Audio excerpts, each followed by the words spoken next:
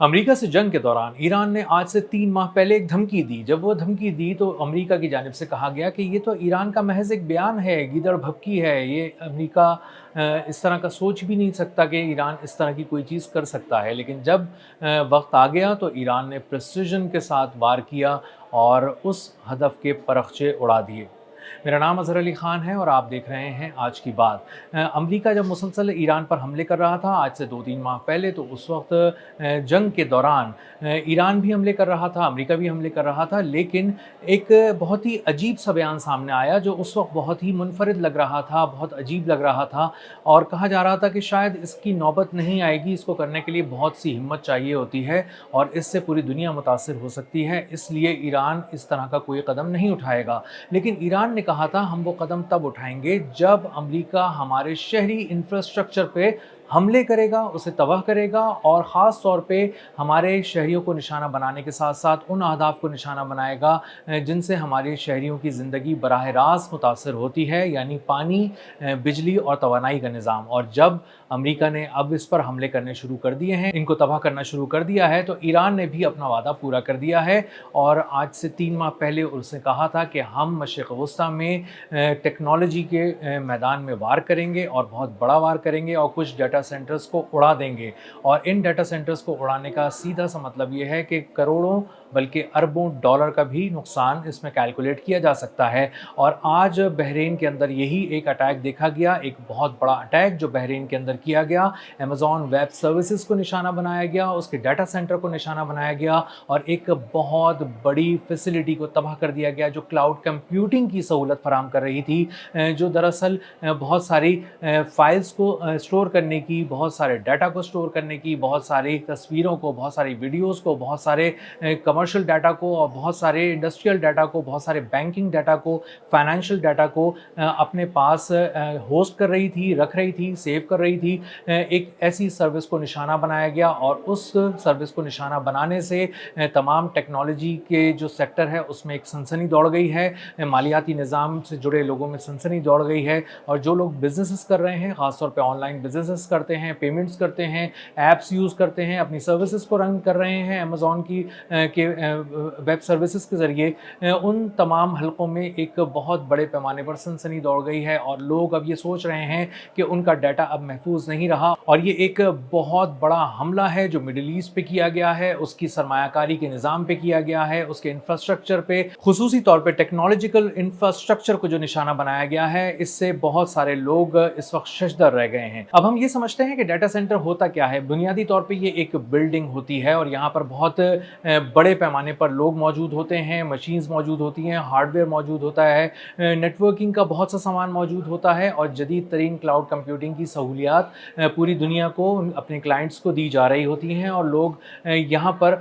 इन services से मुस्तफ़ीद हो रहे होते हैं। पूरे पूरे इदारे, पूरी पूरी गवर्नमेंट इसके ऊपर रिलाय कर रही होती हैं। अगर इस तरह की किसी टेक्नोलॉजी को निशाना बनाया जाए तो कुछ अरसे के लिए ही सही, कुछ घंटों के लिए सही, अगर इसकी सर्विसेज मुअत्तल या मुतासर होती हैं तो उससे करोड़ों डॉलर का नुकसान होता है। और अगर ये आउटेज बढ़ता चला जाए तो ये चीज़ करोड़ों डॉलर से निकल कर ये नुकसान अरबों डॉलर में पहुंच जाता है। अगर इन नुकसानात का आप तखमीना लगाने की कोशिश करेंगे तो इसका एक अंदाज़ा ही लगाया जा सकता है। और अगर हम सिर्फ फिज़िकल फैसिलिटी ले लें, जिस बिल्डिंग के अंदर जो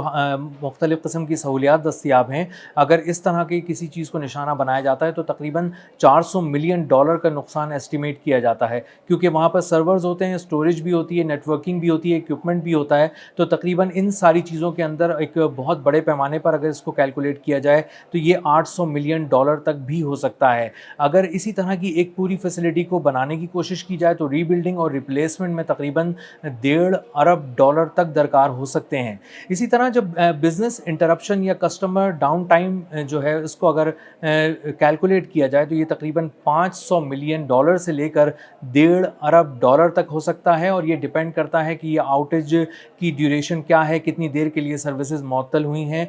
یا متاثر ہوئی ہیں۔ ایران کے اس حملے نے امریکہ کو بہت زیادہ حیران کر دیا ہے، بہت زیادہ پریشان کر دیا ہے، کیونکہ ایران ایک بہت زیادہ کامبیٹ سچویشن میں ہے، ایکٹیو وار کے اندر ہے، مسلسل اس کے جو بہت ساری فوجی تنصیبات ہیں، جو شہری انفراسٹرکچر ہیں، اس پہ حملے ہو رہے ہیں، روزانہ کی بنیاد پہ ہو رہے ہیں، پوری رات امریکہ کی جانب سے بمباری کی جاتی ہے مختلف اہداف پہ، مختلف شہروں پہ، اور اس تباہی کو برداشت کرنے کے ساتھ ساتھ دشمن کو جواب دینا، وہ بھی اتنا پریسائز جواب دینا کہ صرف بحرین میں اگر جواب دینا ہے تو وہاں پر شیخ عیسیٰ ایئر بیس پر حملے کے ساتھ ساتھ ایک بالکل الگ ٹیکنالوجیکل سائٹ پر ایک حملہ کرنا اور ایک ایسے ٹارگٹ کو نشانہ بنانا جو ٹیکنالوجی سے جڑا ہوا ہے، ایک بہت ہی غیر معمولی قسم کا اقدام ہے، کیونکہ ایران اس قدر جنگ میں مصروف ہونے کے باوجود اپنے اہداف کو نہیں بھولا۔ اور آج سے 3 ماہ پہلے جب ایران نے کہا تھا کہ اس کے ایسے انفراسٹرکچر کو اگر نقصان پہنچایا گیا جس سے براہ راست اس کے عوام متاثر ہوتے ہیں، تو وہ مشرق وسطیٰ میں، خلیجی ممالک میں ٹیکنالوجی کے میدان میں جڑے جو کمپنیز ہیں وہاں پر قیامت ڈھا دے گا، خاص طور پہ جو امریکہ کی جو فیسلٹیز ہیں، امریکی کمپنی کی فیسلٹیز ہیں، ان کو نشانہ بنائے گا۔ اور اس میں ڈیٹا سینٹر کا بھی نام لیا گیا تھا، اور اس میں بہت ہی نمایاں کر کے جو بتایا گیا تھا ہدف کے طور پہ، وہ اسٹار گیٹ کے کوآرڈینیٹس کو بھی، جو 1 گیگا واٹ کا ایک ڈیٹا سینٹر ہے، اس کا بھی اس کے کوآرڈینیٹس شیئر کیے گئے تھے، اور بتایا گیا تھا کہ ابو دھابی میں قائم اس ڈیٹا سینٹر کے پرخچے اڑا دیے جائیں گے اگر اس طرح سے کوئی حملے کیے گئے۔ لیکن اب ایران نے جب حملے کا انتخاب کیا ہے تو اس نے بحرین کا انتخاب کیا ہے، اور اس نے امریکی کمپنی جو ٹیکنالوجی کمپنی ہے اور بہت بڑی کمپنی ہے، بہت بڑے پیمانے پہ کلائنٹس کو سروسز فراہم کرتی ہے، Amazon ویب سروسز، اس کو نشانہ بنایا ہے اور اس کی فیسلٹی کو تباہ کیا ہے۔ کئی کروز میزائلز اس پر داغے گئے ہیں، کافی دیر تک اس پہ حملہ ہوتا رہا ہے، بہت اونچے دھوئیں کے بادل اٹھتے دیکھے گئے ہیں اس فیسلٹی کے پاس سے، اور بہت سارے لوگوں نے اس تباہی کو وٹنس کیا ہے۔ اور اس کا مطلب یہ ہے کہ ٹیکنالوجی کے میدان میں اب ایک الگ وارفیئر شروع کر چکا ہے ایران، اور اگر اب مزید اس کے مختلف عوامی مقامات پر نشانہ لگایا گیا اور اس کو بہت زیادہ نقصان پہنچانے کی، شہری انفراسٹرکچر کو کوشش کی گئی، تو ایران اس قسم کے مزید بھی حملے کر سکتا ہے۔ اس طرح کے اور بھی بہت سے کوآرڈینیٹس ایران کے پاس ہیں، ایسی بہت سارے اہداف ایران پہلے سے طے کر چکا ہے جو ٹیکنالوجی سے جڑے ہوئے ہیں، جن پہ اگر کچھ میزائل داغے جائیں تو دھماکے تو تھوڑی دیر کے لیے ہوتے ہیں، لیکن اس کا اثر کئی مہینوں اور کئی سالوں تک ہوتا ہے۔ اور سب سے بڑا اثر بحرین میں یا خلیجی ممالک میں یا مشرق وسطیٰ میں اگر ٹیکنالوجی کے میدان میں کیے جانے والے حملوں سے ہوتا ہے، تو اس کا سب سے بڑا اثر یہ ہے کہ سرمایہ کاری کو بہت بڑا دھچکا لگتا ہے، کیونکہ سرمایہ کاری ٹیکنالوجی کے میدان میں بہت چھوٹی جگہوں پر بھی بہت بڑے پیمانے پر آتی ہے، اور اربوں ڈالر کی سرمایہ کاری کی جاتی ہے۔ اور امریکہ کی بہت بڑی اور ٹاپ کمپنیز جو ہیں وہ اس وقت مسلسل سرمایہ کاری کر رہی تھی خلیجی ممالک میں اور مشرق وسطیٰ کے مختلف ڈیسٹینیشنز پہ، اور چونکہ یہ پرکشش تھے، انتہائی محفوظ مقامات تھے، اور یہاں پر سرمایہ کاری کی جا سکتی تھی، اور یہاں پر لوگ آنا پسند کرتے تھے، اور پوری دنیا اس بات کو جانتی تھی کہ پوری دنیا میں کہیں پر بھی کچھ ہو جائے، خلیجی ممالک میں بہت ہی محفوظ بھی ہیں،